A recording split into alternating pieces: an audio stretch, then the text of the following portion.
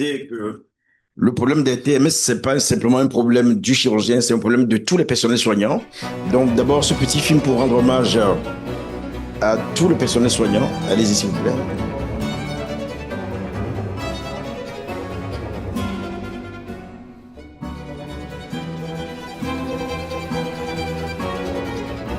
Armate face tanguevosa, cieco regno squallido, cieco regno squallido, furore socce barbari, furie, furie, furie, venite a nos. Armate face tanguevosa, cieco regno squallido, armate,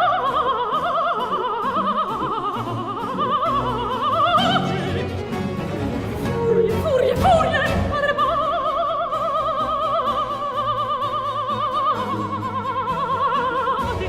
cieco regno squallido, armate face tanguevosa, furore socce barbari, furore socce barbari, furie, furie, furie, armate, venite a nos.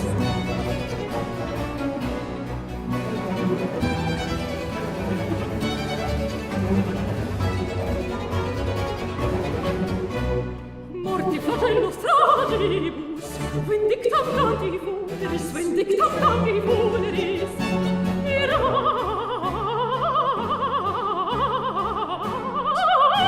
irrata nostra pectora, dulce dulcete vos. Vindictam nati funeris, irrata nostra pectora, morti fratello stradibus, dulces, dulcete vos, dulcete vos.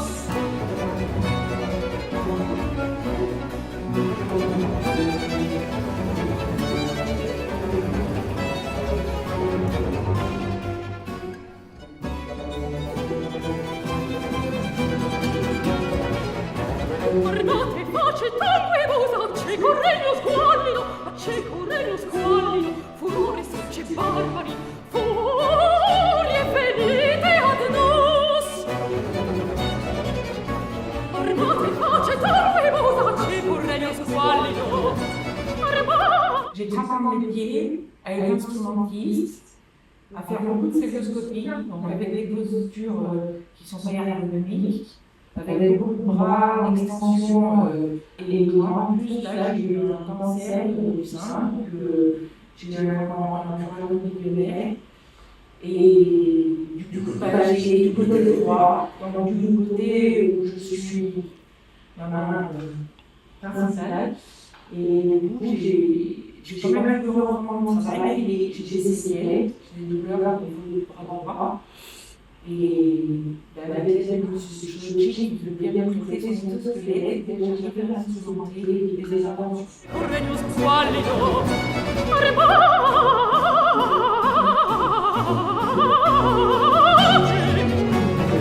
furie, furie, furie, armate,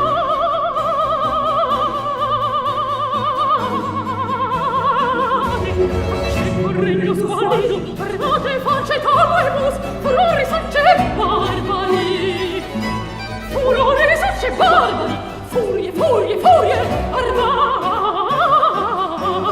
venite a nos.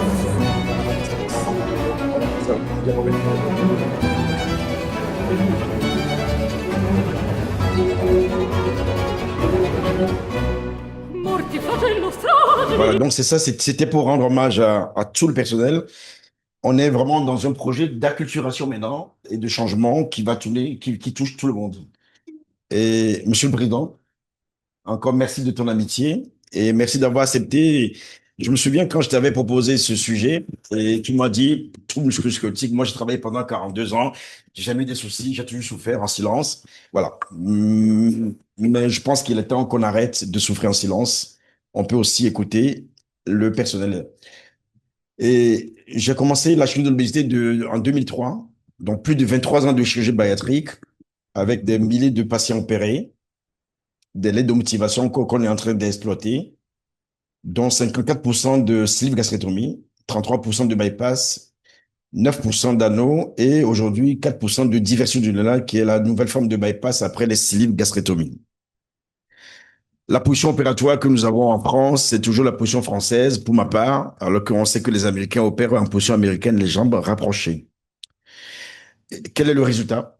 Le résultat, c'est que en 2020, décembre 2025, en voulant attraper un patient qui allait tomber, je me suis fait une hernie discale. Étant dans le libéral, je ne pouvais pas le déclarer. J'ai continué de travailler, de souffrir en silence.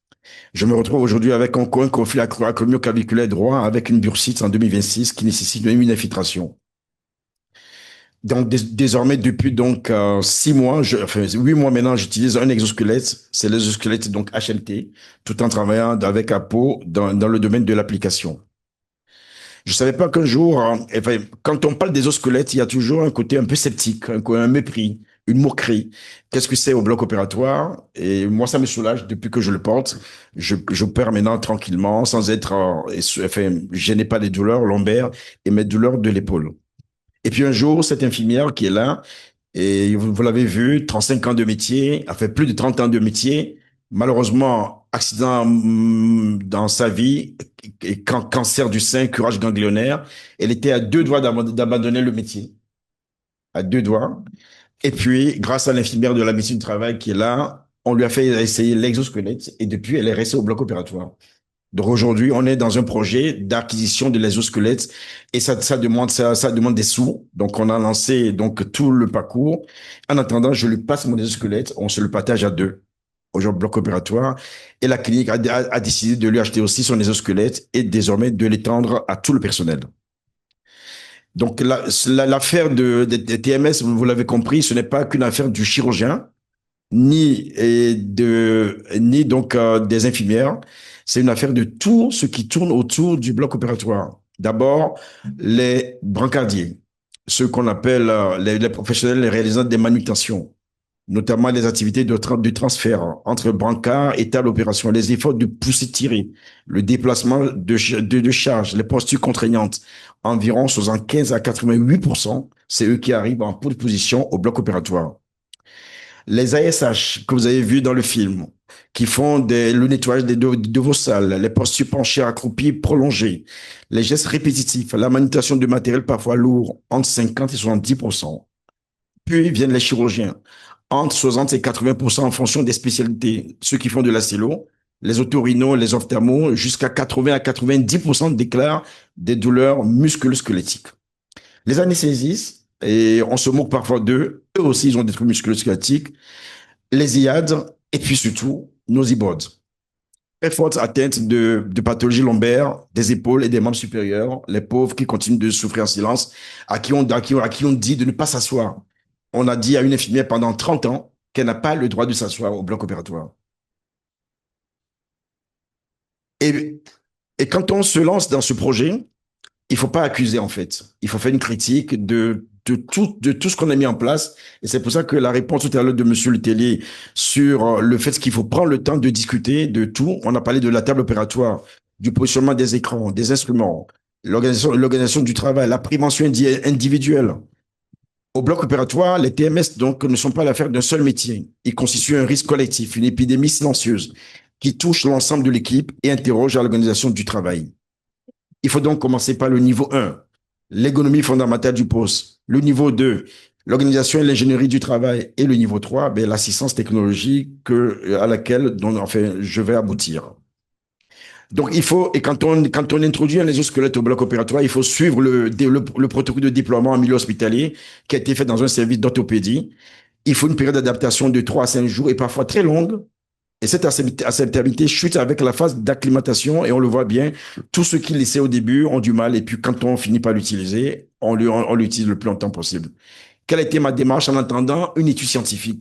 J'ai fait venir d'abord l'équipe de kinésithérapeutes qui est venue nous voir au travail, qui a pris qui a pris plein de photos, que ce soit l'aide, l'anesthésiste, les brancardiers, et puisqu'ils sont sur le terrain, ils ont pris les photos, ils ont étudié tout et ils nous ont donné, après toutes ces photos, des recommandations que nous suivons désormais au bloc opératoire, les exercices recommandés pour prévenir les TMS, etc., que chacun suit à son manière. On va essayer de le diffuser à tout le personnel du bloc opératoire.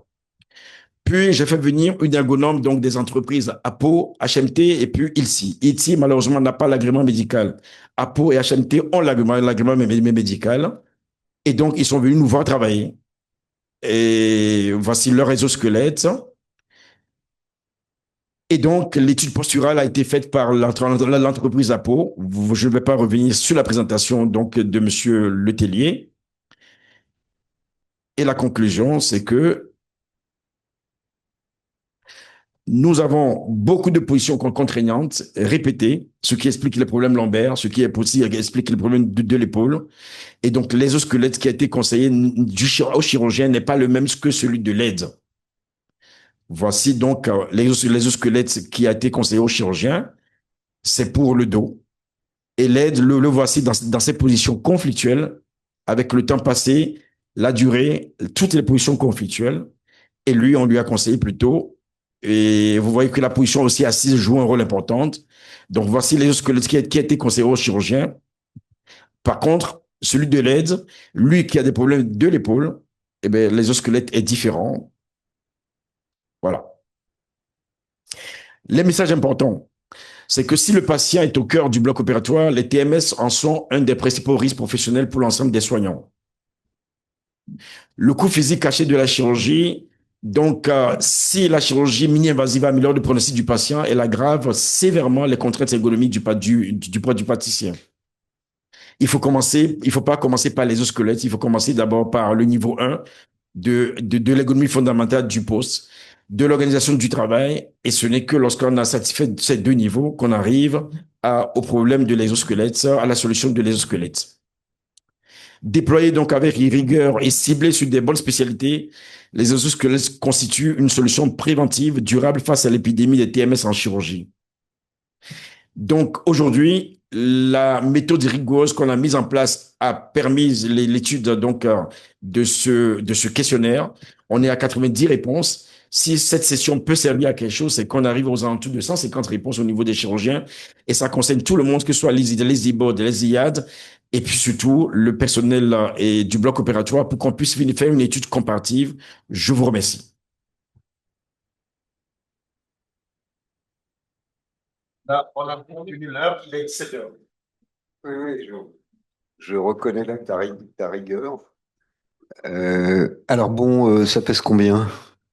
Monsieur, venez, s'il vous plaît, monsieur. Venez, oui. Oui. Quelle heure venez, s'il vous plaît? Et j'ai été également frappé parce que tu dis, ben alors, mon aide opératoire le prend mon exosquelette, enfin, avant vous n'en aviez qu'un, c'est ça? Donc comment ça marche? Mais pour l'instant, on a la chance de ne pas opérer le même jour. Approchez-vous là-bas. Allez Pardon. parler là-bas. On a donc la chance de ne pas opérer le même jour. Et quand on opère le même... Ah, voilà. On a la chance de ne pas opérer le même jour. Quand on opère le même jour, ben, je suis quand même généreux, je lui donne l'exosquelette. Alors, le poids. Alors, suivant les modèles exosquelettes, ça peut varier, mais on est aux alentours de 1 kg, 1,5 kg. Celui que je porte sur le dos, il fait 1,2 kg. L'autre qu'on voit sur le mannequin, qui est un exo pour les membres supérieurs, qui va aider du coup pour les membres supérieurs, il fait 1,6 kg. Celui-ci, il est aux alentours de 1,6 kg. Non, celui sur le mannequin, il est 1,6 kg, c'est le plus lourd. Et voilà, on est aux alentours de 1 kg, 1,5 kg, comme le poids de l'exosquelette. Ça, ils peuvent être taille unique aussi, par exemple celui-ci là-bas est taille unique et du coup s'adapte en fonction des différentes morphologies. Et je peux vous les faire tester donc coup après si Oui. vous le voulez. Alors, par contre, moi, j'ai peur que votre application à peau fait disparaître le métier d'ergonome et d'ergothérapeute. Claire? Non, je pense qu'on est complémentaires et que l'intervention de l'ergothérapeute, elle va arriver sur le socle de la pyramide de tout à l'heure. Et qu'avec un travail en commun, on va réussir à peut-être en premier développer des mesures de prévention collective et puis ensuite affiner pour des personnes en particulier et puis personnaliser l'aide apportée, peut-être l'exosquelette.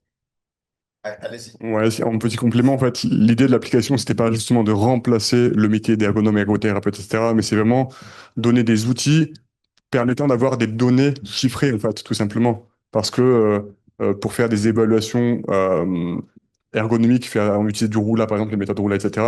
Si c'est à la main, c'est très long, c'est très chronophage, et que là, bah, c'est donné automatiquement par l'application. Donc ça donne juste des données automatiques chiffrées.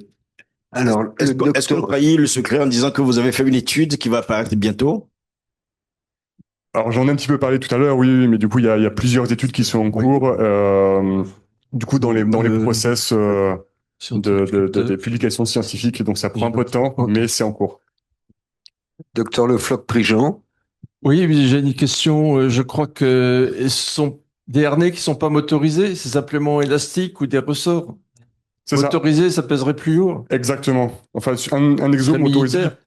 alors, motorisé, il y a plusieurs aspects. Ça peut être plus lourd, ça peut être plus contraignant aussi. Il faut penser tout ce qui va être recharge, etc.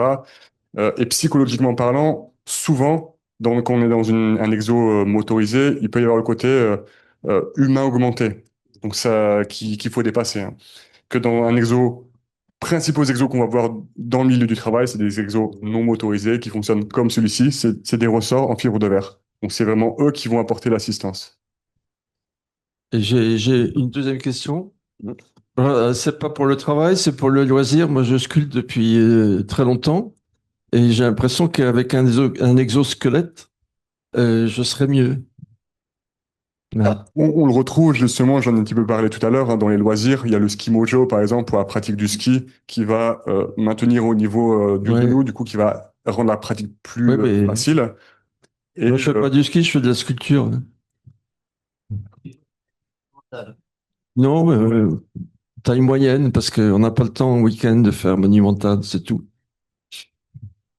disons qu'il y a, au départ, les exosquelettes où on va voir, ça va être surtout lié pour les travailleurs, mais ça va rentrer de plus en plus pour aussi les particuliers, hein, pour leurs activités du quotidien, en fait. Alors, Il y a des questions en visuel, ça? non, non, enfin, je ne vois pas. Mais là, les points que vous allez déterminer sur le squelette du docteur Soji. Avec l'application, vous voulez dire? Oui. En fait,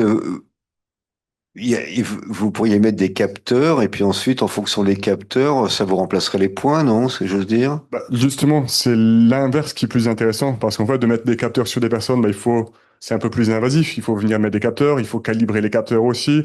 Et Donc après, les le capteurs traitement. sur l'exosquelette, en fonction de la pression, non? Je sais pas, enfin, je vous pose cette question.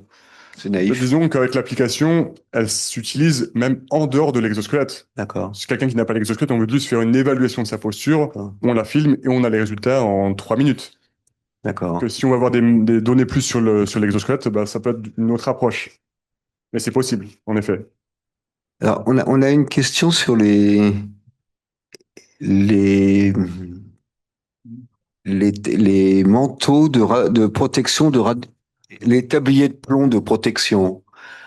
Est-ce que ça a été pris en compte, enfin, au bloc opératoire? Enfin, bon, c'est pas vraiment enfin, si, c'est quand même dans le sujet. Bah, je sais que du coup, docteur Divinet, qui est orthopédique, utilise aussi enfin, régulièrement Ouais. un tablier de plomb qui porte par-dessus son exosquelette, Ouais. bah, qui permet de reporter Parce que du coup, c'est très contraignant, mais ça permet de déporter une partie. Parce que je ne l'ai pas forcément expliqué tout à l'heure, hein, sur comment il fonctionne. Oui. Et là, en fait, sur l'exo, il va y avoir un déport du poids du haut du corps vers les cuisses grâce à cette tige ressort. Donc, le fait de porter aussi le tablier de plomb, bah, en fait, le poids qui est sur les épaules va être aussi déporté au niveau des cuisses. Je pense que pour répondre à votre question et puis c'est dans le choix aussi de l'exosquelette, ça va être du tablier de plomb, ça va être important. Aujourd'hui, il y a un effort qui a été fait aussi sur les poids des tabliers de plomb qui sont quand même plus légers. Et puis maintenant, on a des tabliers enfin avec une jupe et un sarrau. Donc du coup, c'est vrai qu'effectivement, il y a aussi cette évolution qui est aussi à prendre en compte, et notamment si on travaille avec un exosquelette, parce que je pense qu'avec un tablier monobloc, plus un exosquelette, ça peut être compliqué. Donc c'est vraiment un travail systémique en fait. C'est une analyse vraiment systémique du poste et des contraintes. Ce qui est important dans la démarche que nous faisons, c'est que on a fait travailler tout le monde. L'infirmier de la médecine du travail qui vient au bloc, l'ergothérapeute, désormais l'ergonome et enfin, de l'entreprise à peau, et le docteur en biomécanique qui vient. Donc, c'est tout ce travail qui aboutira à ce qu'on se sortira. Donc, si vous voulez, dans quelques mois, dans quelques années, on va revenir vous présenter d'autres résultats, en fait. Bien. Eh bien, s'il n'y a pas d'autres questions Merci beaucoup à tous, à tous les orateurs, à Maxime. C'est vrai que c'est, comme je disais, bon, c'est un sujet qui est quand même peu évoqué et donc, pour lequel encore on manque de data. Donc ça veut dire que ça vaut le coup de travailler sur ces sujets. Ça concerne tous les chirurgiens. Et donc, merci et à bientôt pour de nouvelles aventures. Merci à vous. Merci beaucoup.